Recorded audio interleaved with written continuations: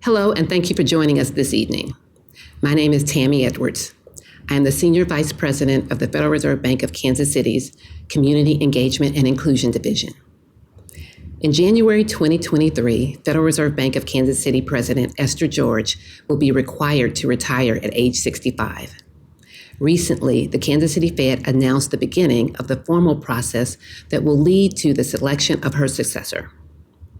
As specified in the Federal Reserve Act, members of the bank's board of directors who are not affiliated with the banking industry have formed a search committee and have begun a nationwide search.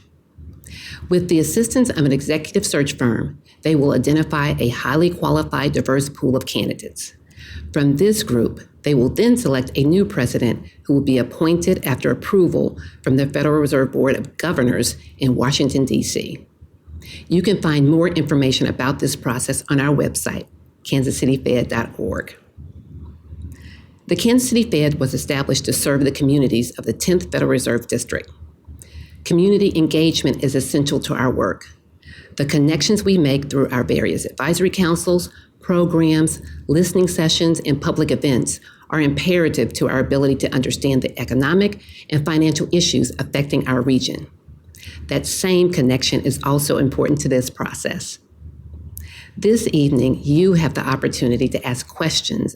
Maria Griego-Raby is the president of Contract Associates in Albuquerque, New Mexico. Maria is chairing the search committee. Before I turn the program over to live stream moderator Tim Todd, please watch this short video that will introduce you to all 5 search committee members. Thank you again for joining us this evening.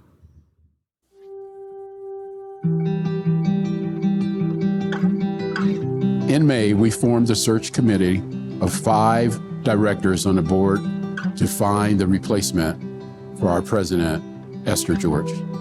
Our search committee is really excited and very passionate about being included and being invited to serve in this capacity, because it's probably the most important thing that we can do, to go through this process and go through this process in a way that everybody feels like we have done a really great job. It's a very important time for the Federal Reserve Bank. I mean, being on the search committee and trying to find the next president of the bank is a really, really heavy task. And I'm proud to be bringing my perspective as common working people. So the next president of the KC Fed should really have a strong balance of both monetary policy and economics, but also organizational management and being able to run a large institution or organization. Clearly want somebody that's inclusive. You want somebody that has the culture and the values of the 10th district. You want somebody that's inquisitive. You want somebody that's questioning. You want somebody that is ethical. You want somebody that's trustworthy. And one of the other things is the vast nature of the 10th district. It's the second largest geographical area of any of the banks, and it's over 500,000 square miles. And I know because I rode that motorcycle right there, all over it. It is extremely important for the Federal Reserve President to understand the economy that exists within our district. This economy includes mining, aerospace, agriculture. But we also have some industries like manufacturing, logistics, and distribution. Biosciences are also big sectors here. All of that creates a very diverse economy for our district. So it's really important for a bank president to understand that there are a lot of different perspectives. You know, what you see depends a lot on where you stand. So I think the Federal Reserve impacts our community by being willing to listen. It's very important for a state and a community to know that their voice is being heard. Community feedback that's going to be paramount. So I think making sure that the community feels like they're given a vehicle to give us feedback and talk to us and tell us what they think is important about this job, what they think is going on in the district, and what they think we need to be looking at for the next president of the 10th district. So if you have anything at all, please share with us. We look forward to hearing from you.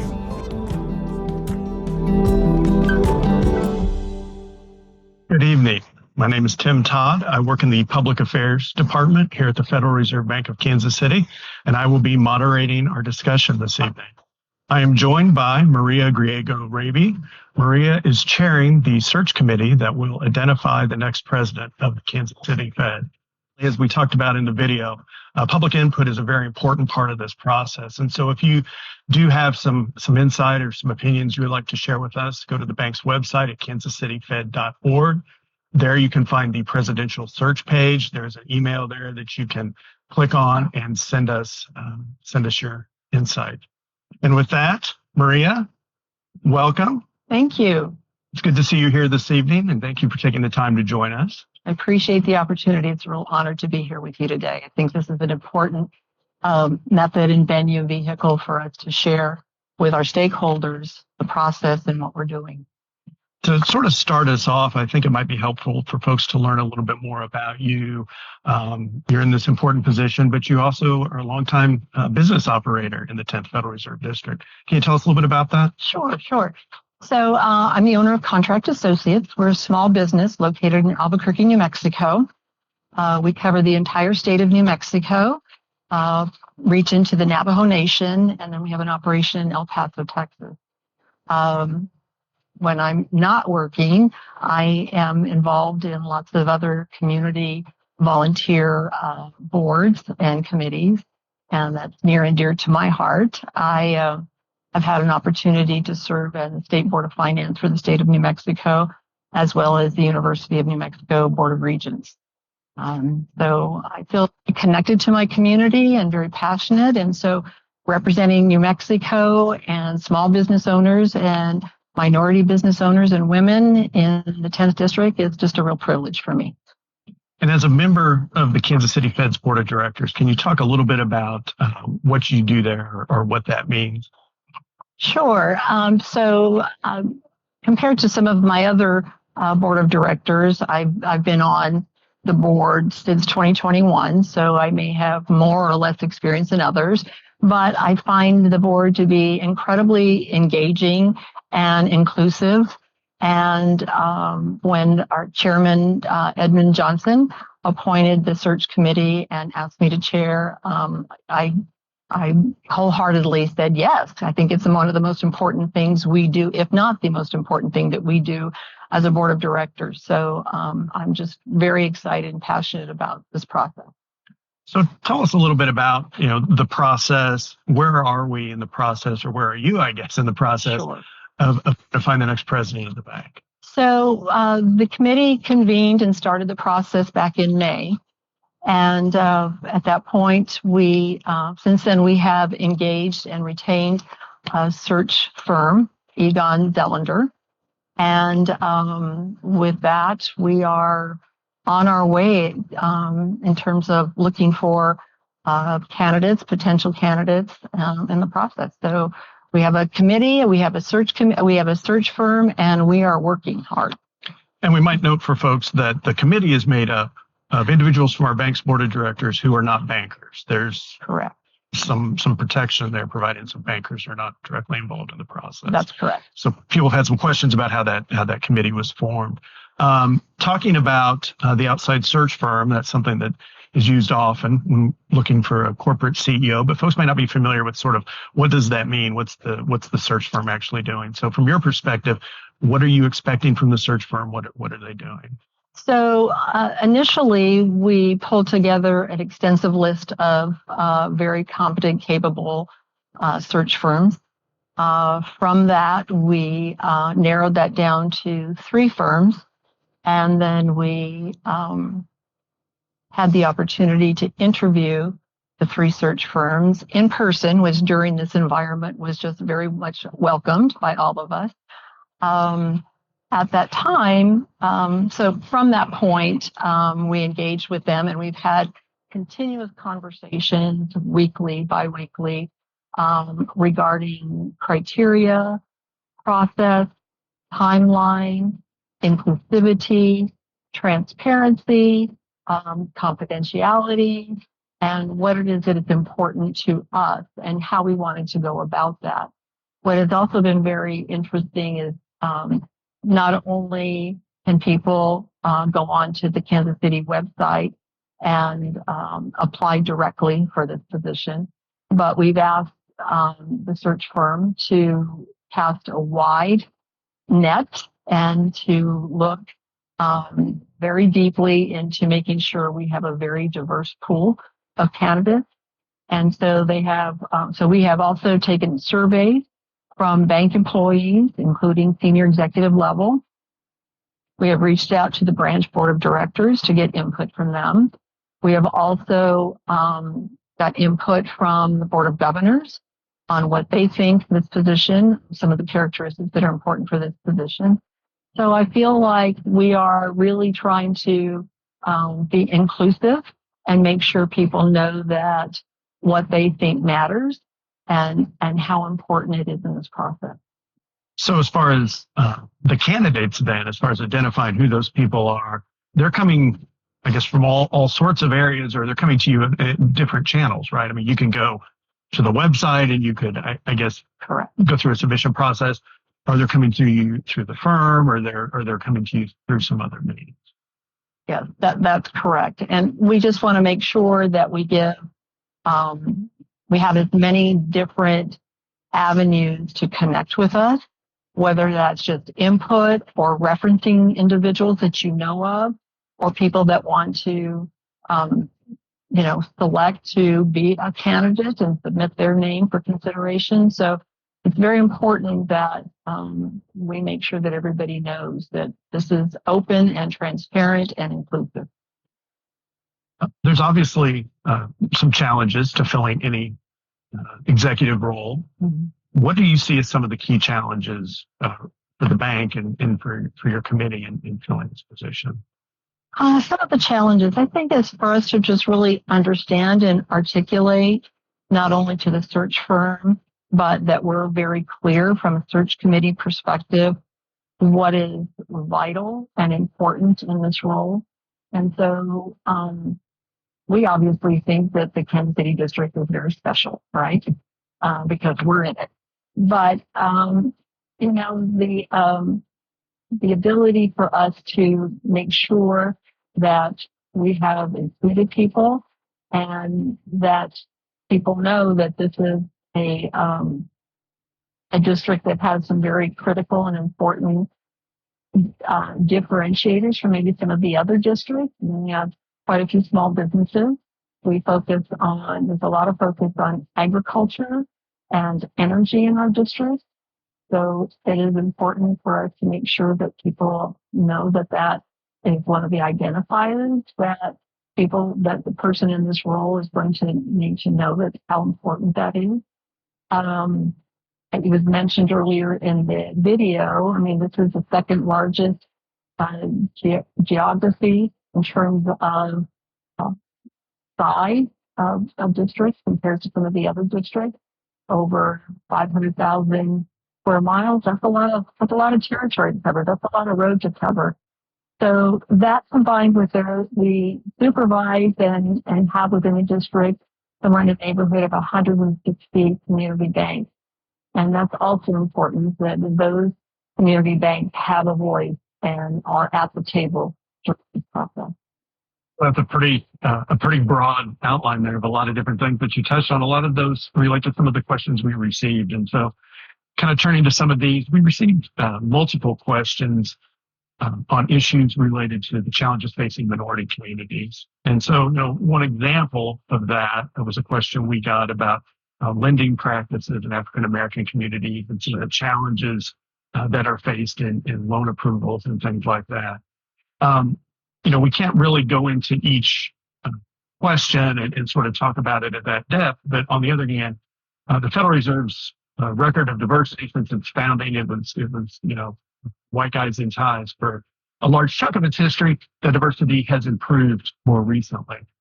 How do you, in your position, think about diversity and the responsibility there, and how do you ensure diversity in all its forms as a part of this process?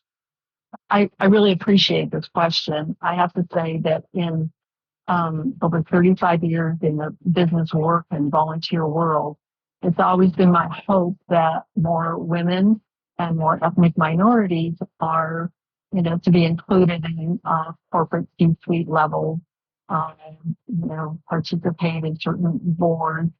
And I have to say, in 35 plus years, it's not where I thought it would be.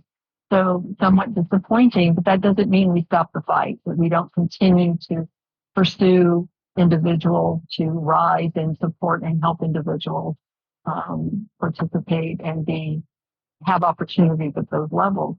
Um, with all that said, I have to say I'm extremely proud to be a member of the board of the Kansas City Board of Directors, because in the past few years, I've witnessed the um, diversity of the staff, and that includes senior level as well.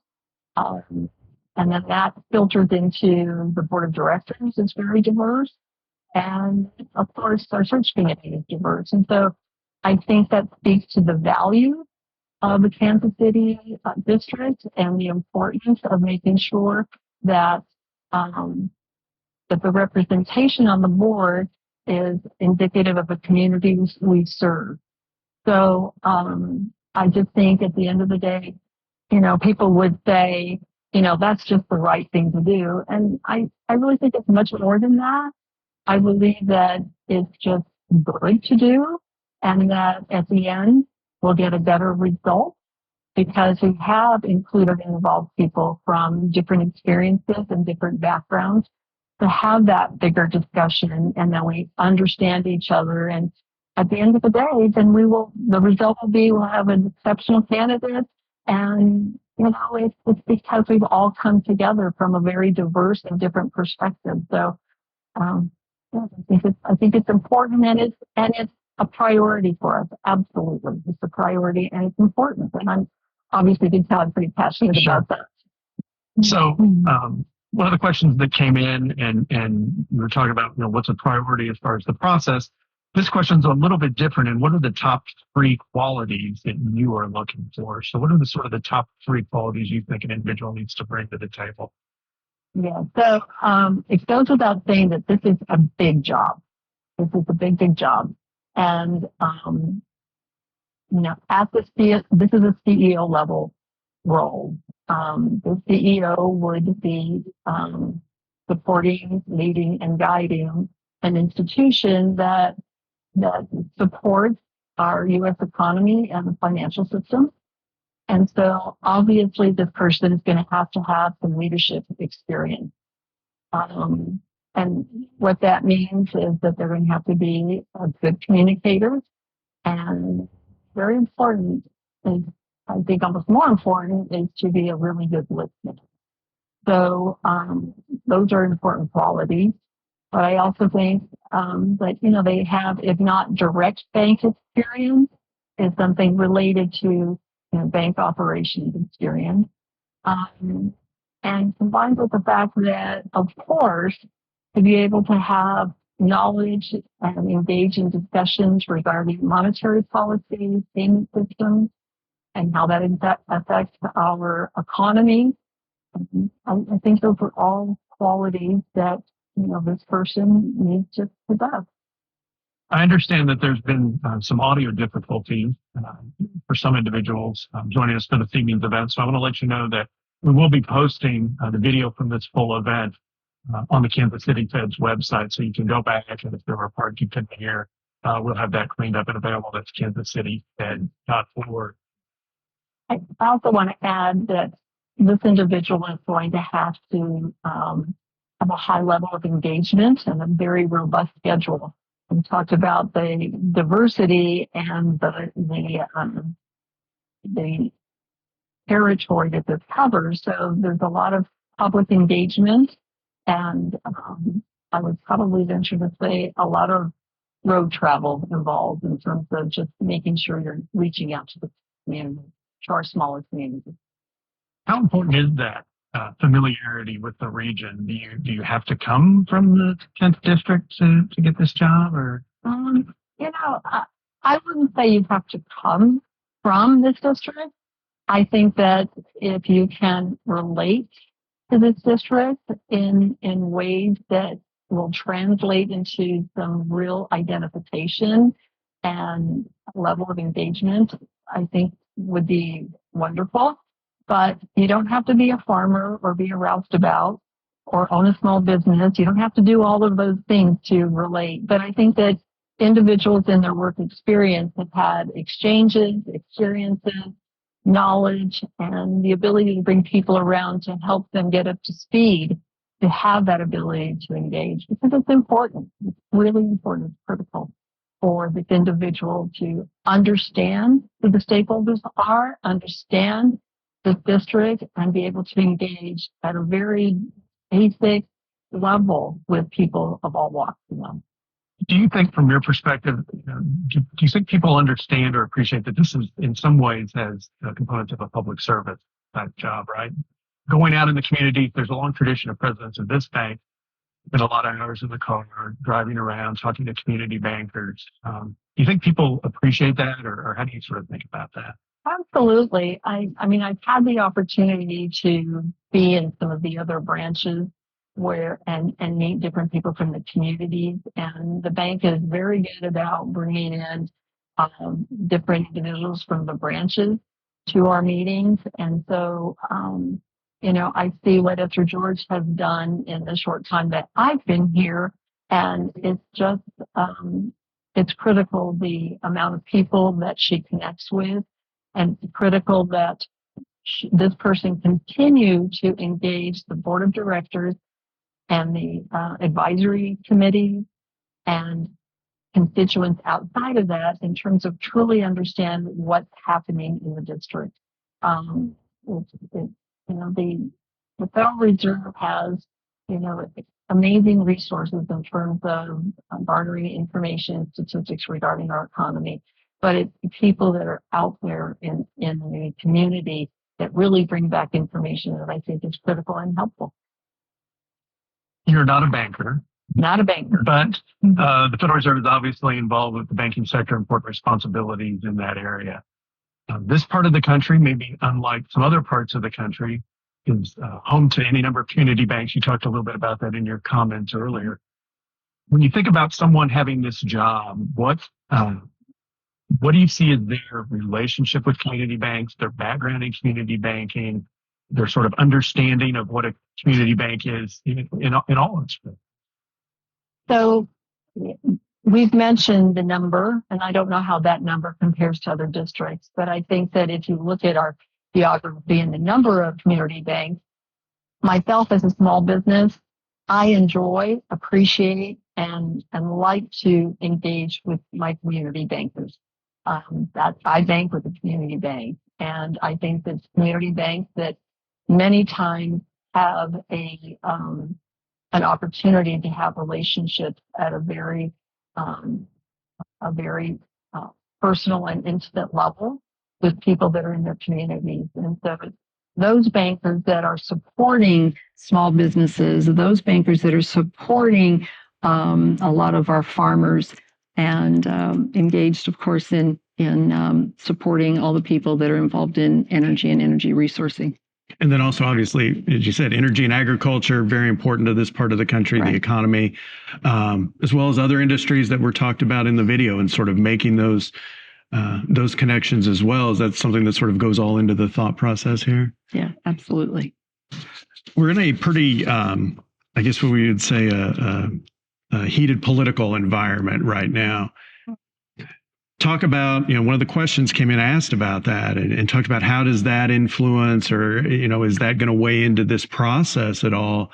But the reserve banks were established, as we know, to be apolitical, and this is not a political appointment, right. This position.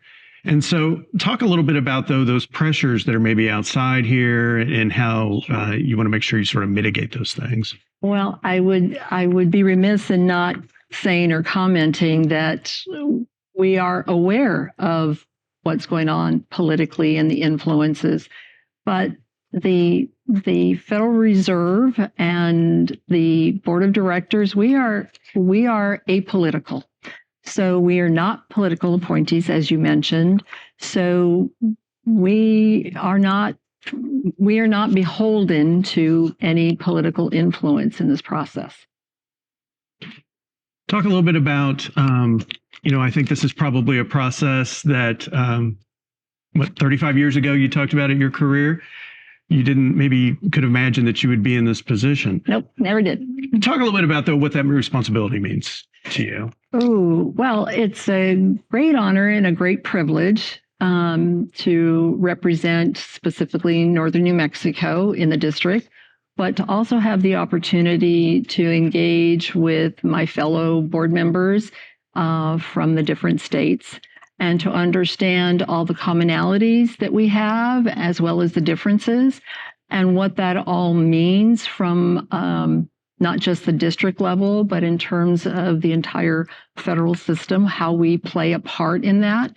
So when discussions are had regarding, what are we seeing out into our communities? What are we experiencing in terms of banking and interest rates and inflation and the pandemic and what that looks like in terms of being able to hire people, being able to retain employees, what that looks like. All of that influences, what we think and what we bring to the table. So it's a process and it's inclusive. And you mentioned employees there too. And I think people have a tendency to think of these jobs because the monetary policy side gets so much attention from the press. Right. But that's part of the job. There's also being, my boss and the boss of people who work here and making sure we have appropriate policies for employees and all those things that go with being a business leader. Right.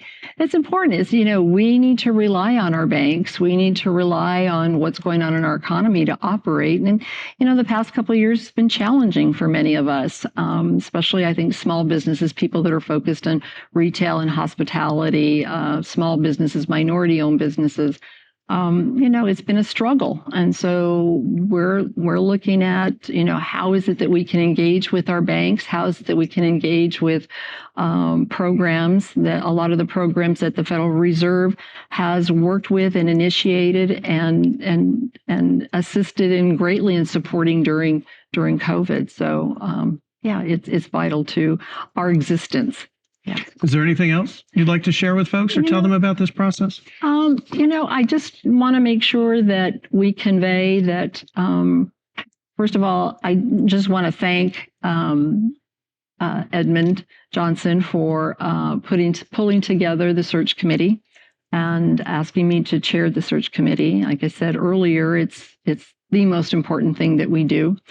And the search committee is a diverse committee. Very dynamic and very engaged.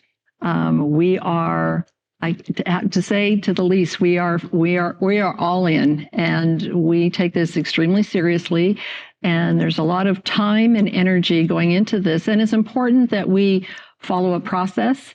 It's important that what we do, to the extent that we need to, is confidential and transparent, while making sure that we are including people, we're getting input from many stakeholders, and that we are working closely with our search firm and pressing and pushing and pulling to make sure that our pool is a diverse pool, an inclusive pool.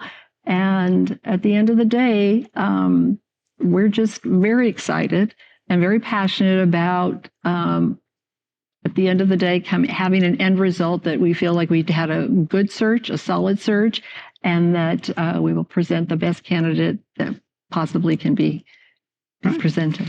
Well, thank you very much. I would like to let folks know that if you want to catch the full video, if you were among those who had some trouble earlier, you can go to our website, kansascityfed.org, and it will be posted out there. In addition, you can find a wealth of information about this process, about Maria's role as a director. You can also find information about the Federal Reserve, its structure, the work we do here at the Kansas City Fed, and much more. And again, that website is kansascityfed.org. And with that, good evening. Thank you. Thank you.